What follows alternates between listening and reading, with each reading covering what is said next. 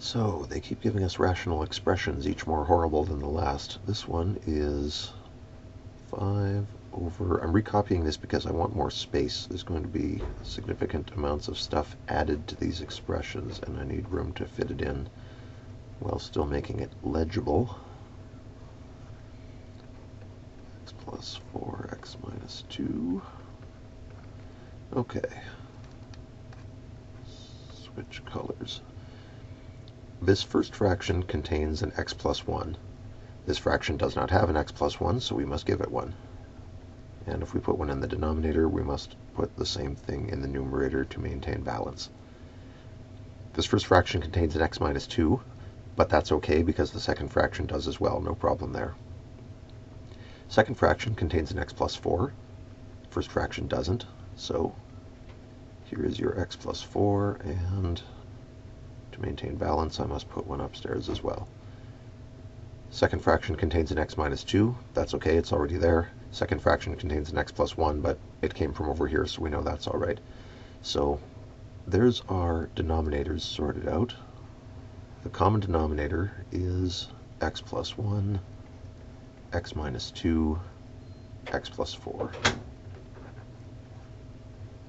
Upstairs we get, no, we need to clean this up, 5 times x, 5 times 4, and then here we have 2 times x, and 2 times 1. Collect pieces, 5x plus 2x is 7x, 20 plus 2 is 22, and we have the same old factors in the denominator.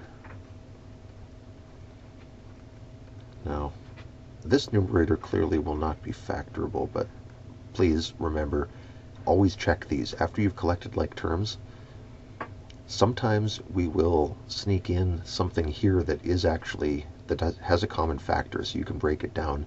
And if you're really having a wonderful day, one of the factors will cancel against your denominator, and the thing will end up much simpler than it would have been. Here, though, no joy. 7 and 22 are what we call relatively prime. They have no factors in common, so this is as far as we can take it. That is our simplified form. Now, restrictions on x, easy enough. There are 3. We get x plus 1 must not be 0, which means x can't be negative 1. From this second piece, we get x minus 2 must not be 0, which means x isn't allowed to be 2. And from x plus 4 cannot be 0, we get x can't be negative 4 either. I'm writing out these calculations every single time just to try to hammer it into your heads, but you probably find after a couple of days you don't even need to calculate these. You'll just scan down the line and go minus 1, 2, minus 4, and you've got them. And that's fine. We want you to get to that point.